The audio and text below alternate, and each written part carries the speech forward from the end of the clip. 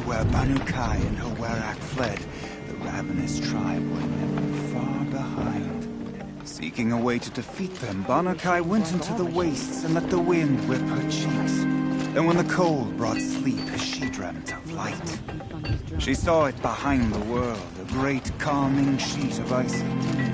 And she saw something new. Herds of machines, each filled with the same blue light. When she woke, she knew which star to follow. She walked for many days and nights until she arrived at a temple built from sparkling ice. At the gates of the temple, she was met by the machines from her dream, who bowed to her as she entered. Inside, Banu Kai discovered the blue light bubbling from a hole in the snowy earth like a spring. "You bid me come," she said. "My people need aid. Will you provide it?" The machines whispered to Banu Kai. "We go where the light goes, for we are its chosen vessels. There is darkness in your heart. It cannot hold the light for long. Carry it to your people if you must, but the cost will be great." Banu Kai waded into the pool. The light reared like a nest of snakes and struck Banu Kai, piercing her skin, filling her up. Banu Kai did not scream, though she was in agony.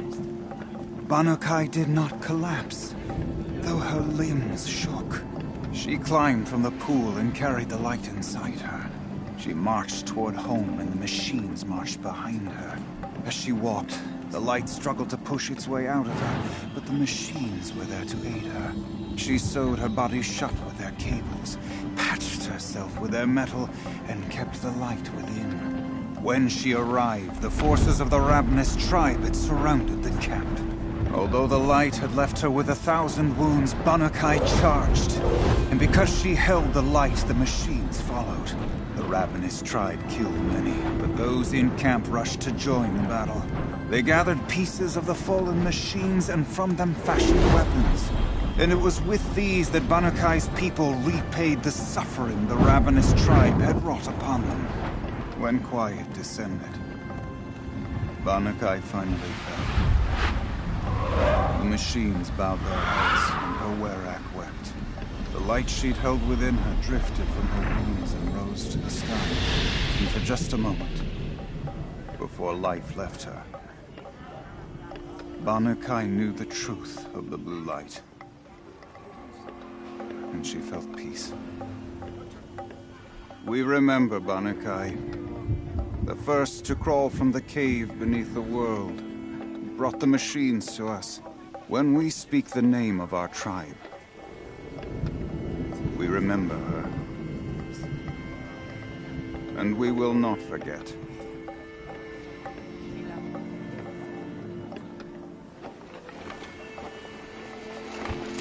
Every day the blue light feels further away from us.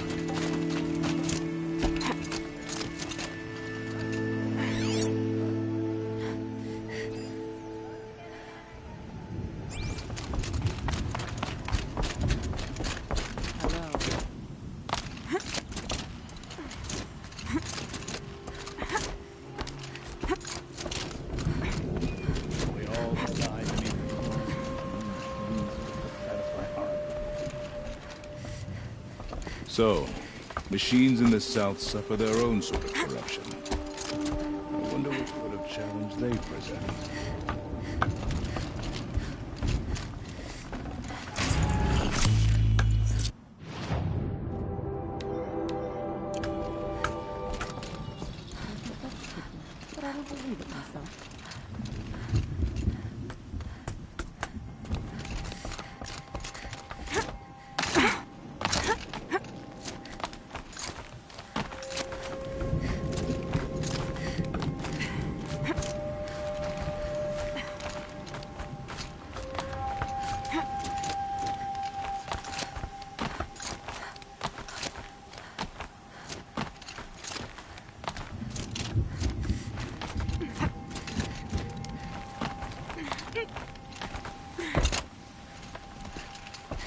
Quite a view you've got up here. It's a useful perspective.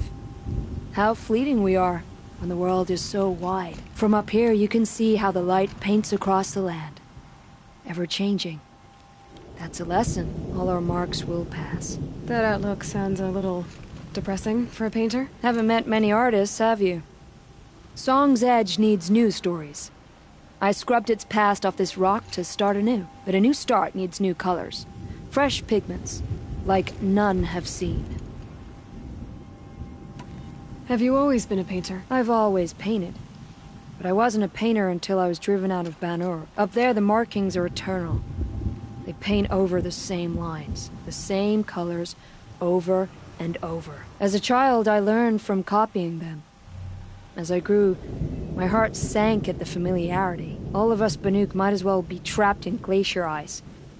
We have the look of life, but never really moving. These pigments you want. Where should I look for them? Salts gather at the edges of geysers and hot pools. Crystals cling to the rocks and cliffs.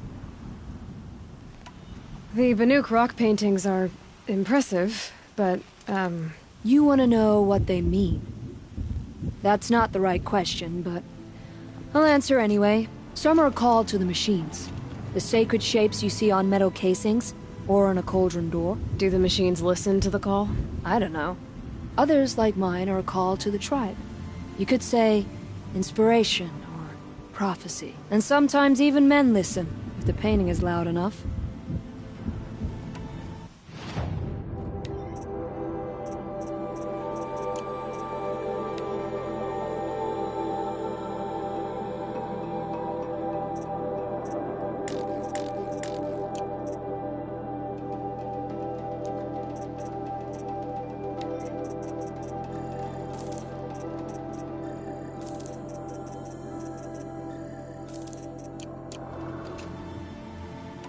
I'll see what I can find for you. Seek out the vibrant ones. A spring of sudden color among snow or rock or metal. That's its own reward. But I'd reward you as well.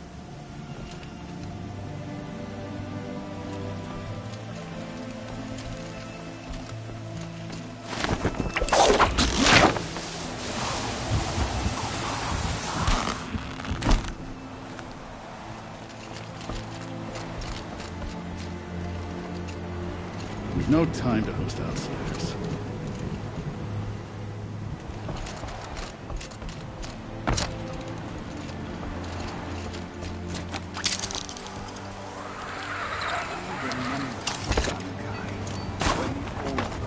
Fresh in their graves, and our numbers were still small.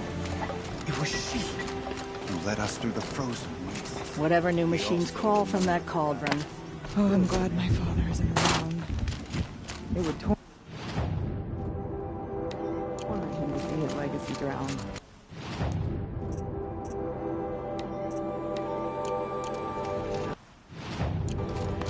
No time to Okay. Learn more about how this demon affects the machines. I've got to find Araya. After that, I need to talk to her apprentice. We'll follow the river north.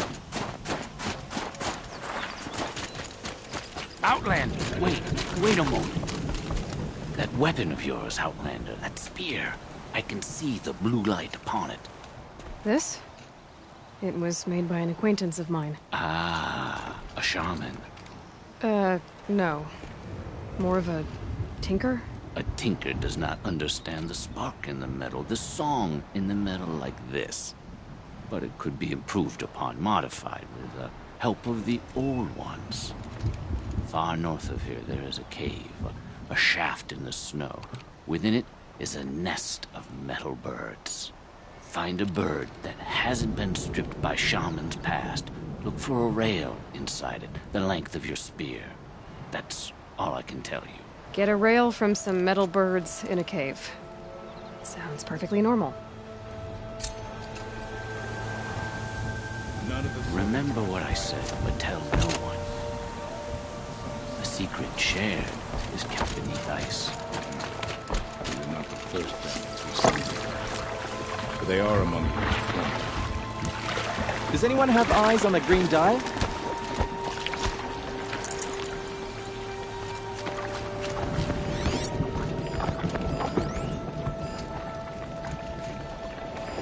I've never traveled to this side. deep in the grave.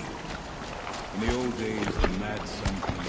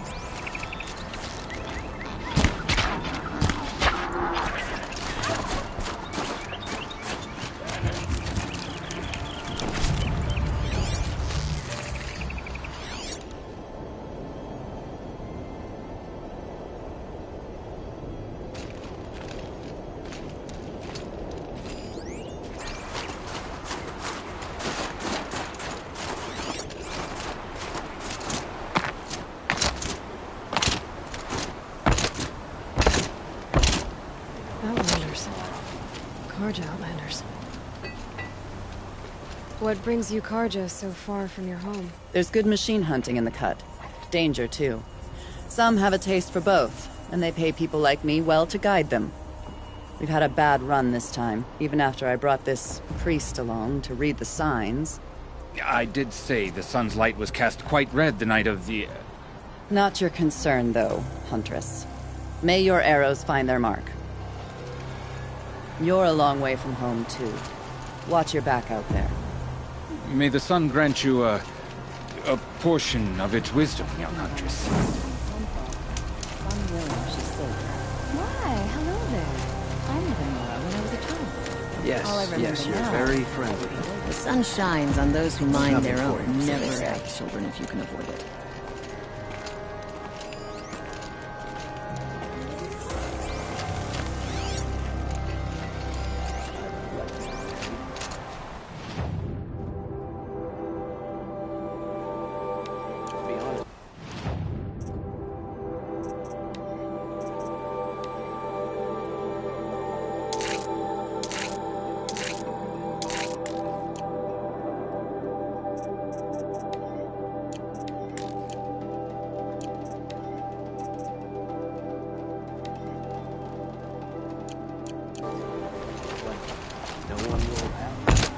There, I said it.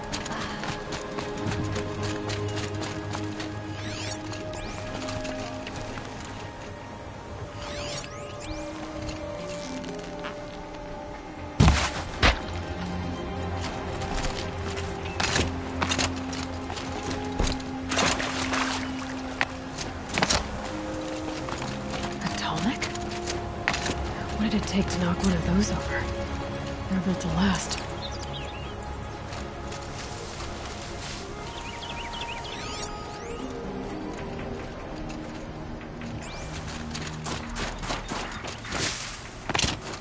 Encased in ice. I fell a long time ago.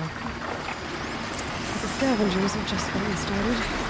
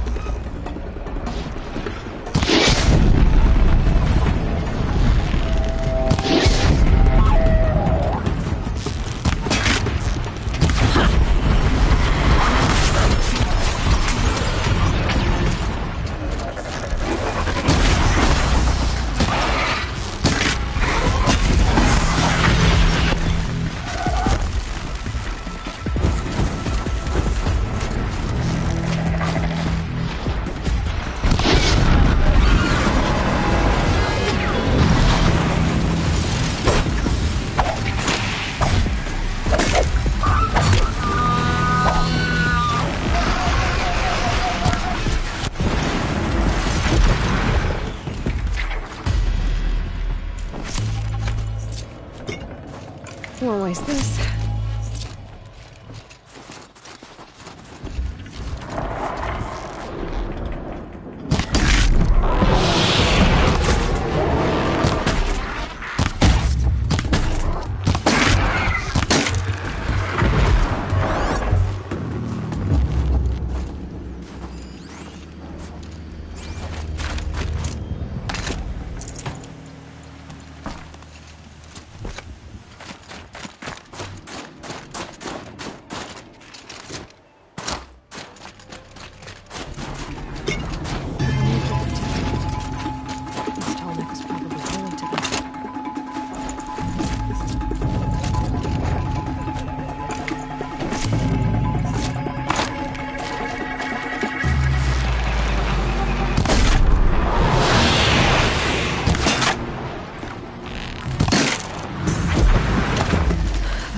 The scavengers. I should scan the tollers. See how deep the damage goes.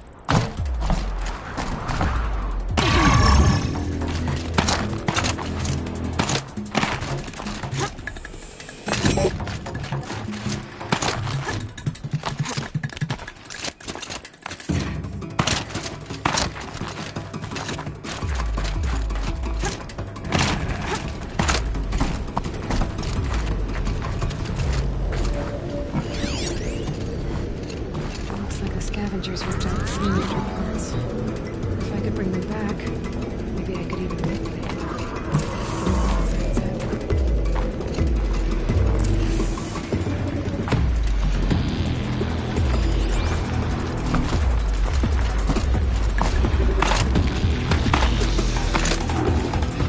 Machine saw me.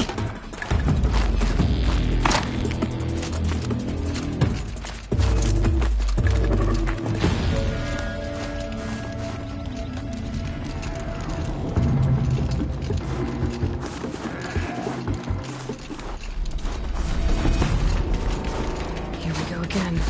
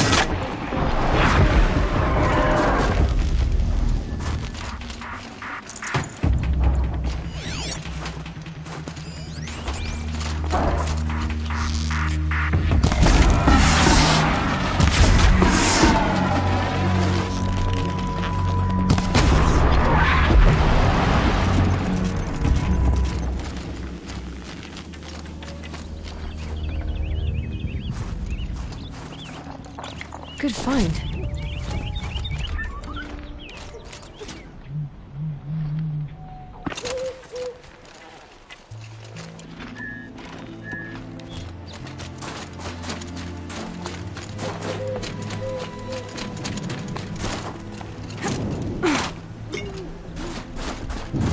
This one's a new predator. I can see the heat coming off it.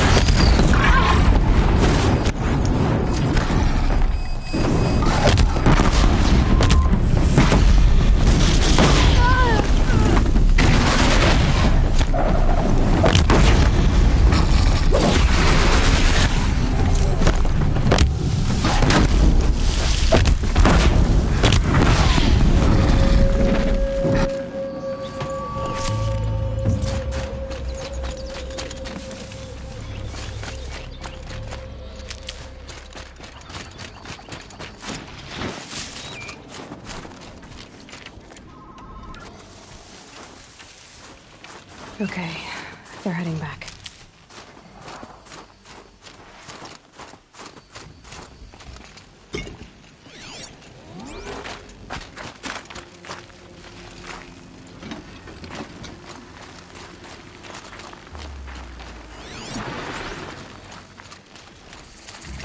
Okay, Aloy, now what?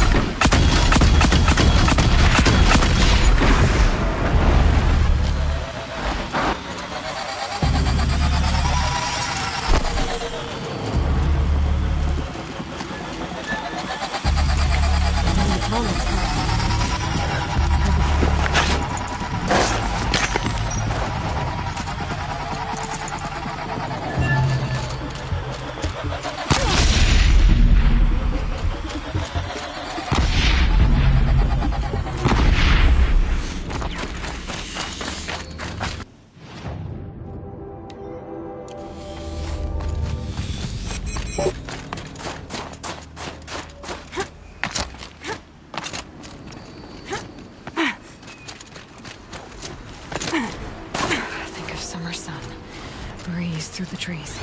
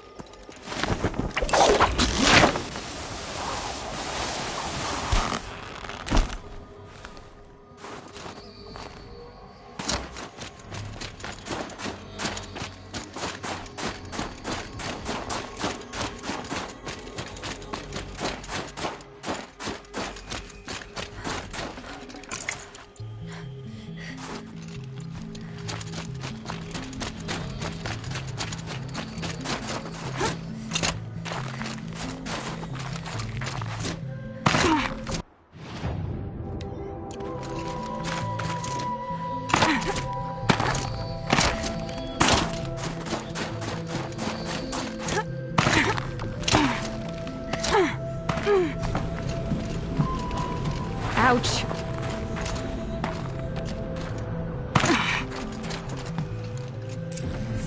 Well, that fits. Sure hope it works.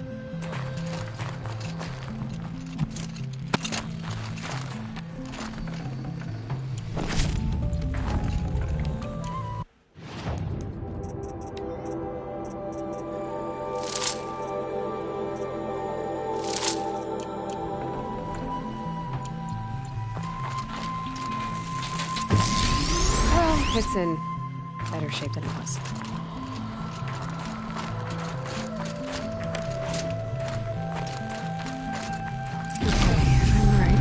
Just need to get the power flowing through it again. And if I'm wrong, at least no one's watching.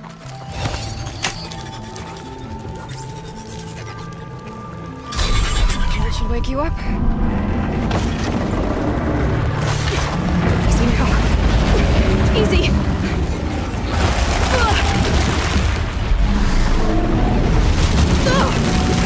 Right, it's never easy.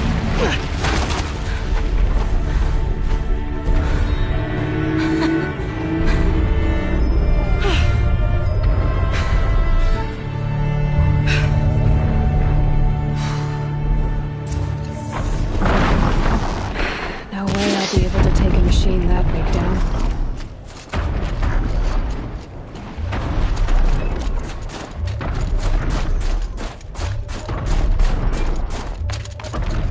I should be able to jump onto the tall neck from here.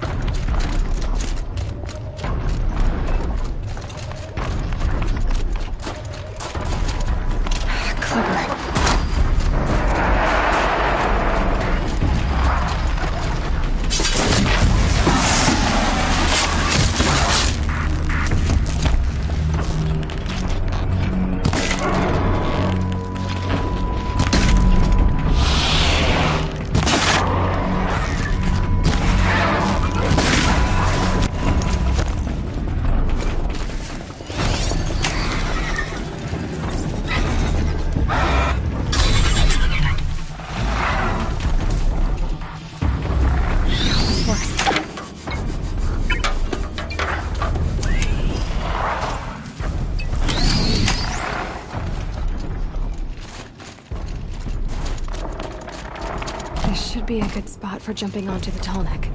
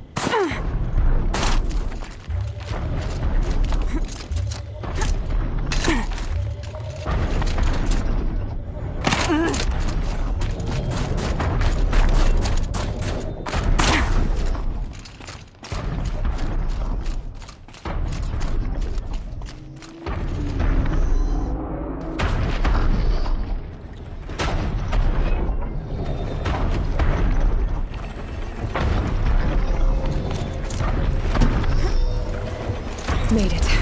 Now to climb up to its head.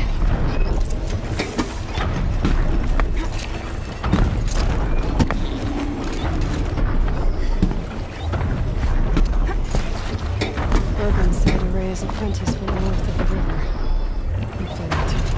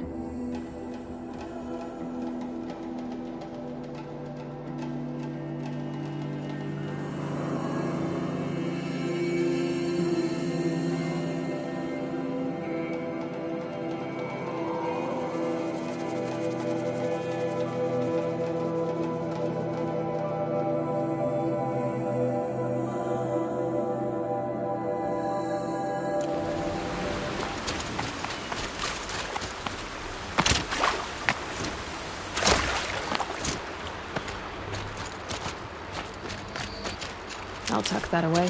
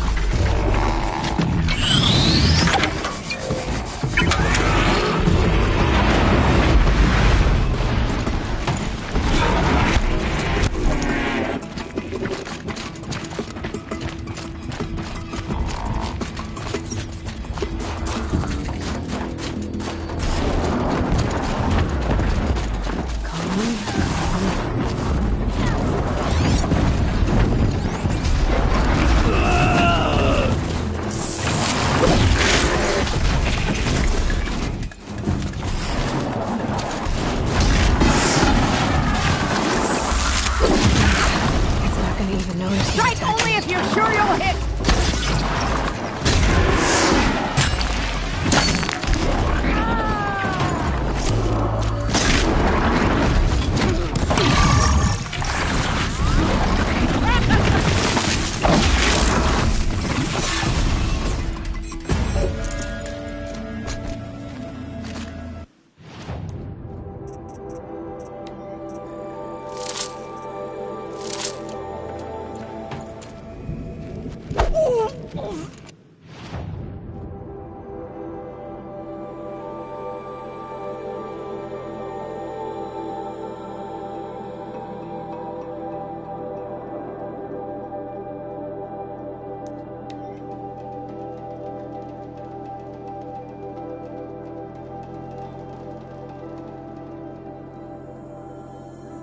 He gets so close to the Sun King.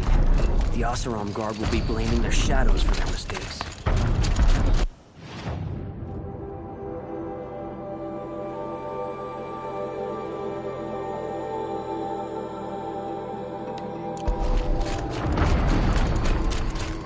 Bergren said Araya's apprentice went north of the river. Hopefully not too far.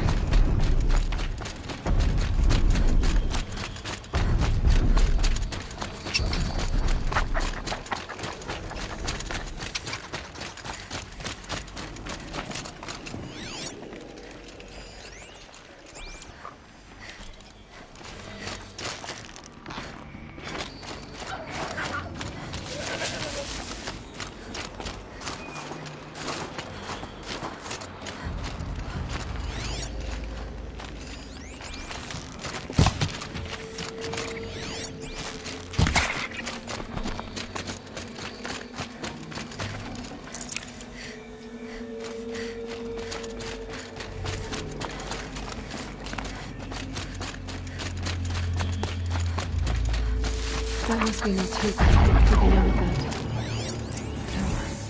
No, it looks like it's sending out a pulse or something.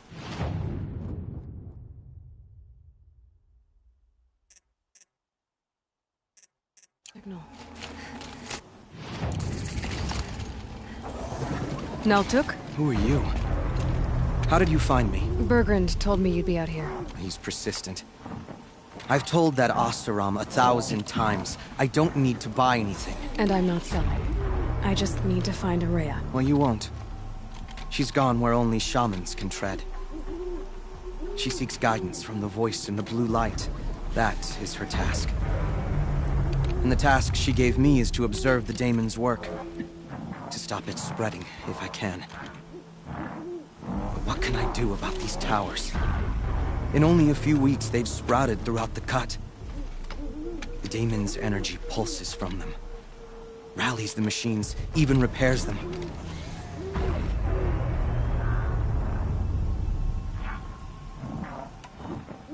Aratok said this daemon was frenzying machines? Look there. Those with the purple markings. They belong to the daemon. They're stronger, more dangerous. I've seen something like this before. A corruption. But it wasn't from your daemon. You have? Then you know more than I do. These towers, were they part of your corruption? No. Those are new to me too. Like I said, they empower the daemon's machines. They must be stopped. Will you tell me where Aurea went? You ask a lot of questions. Only when I'm not getting the answers I need. There's but one voice Aurea wants to hear right now, and it isn't yours. I'm sorry. Alright, you want to stop the spread of the daemon's work? I know how to get started. With my bow and spear. Outlander, wait. Won't you tell me your name? Aloy. Good.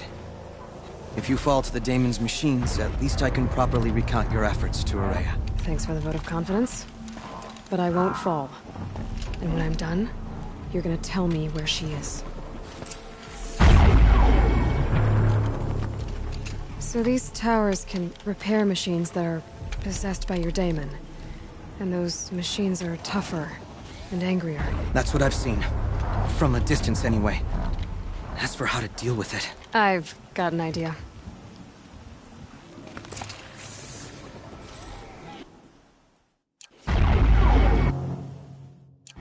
Now that I know your name, I can...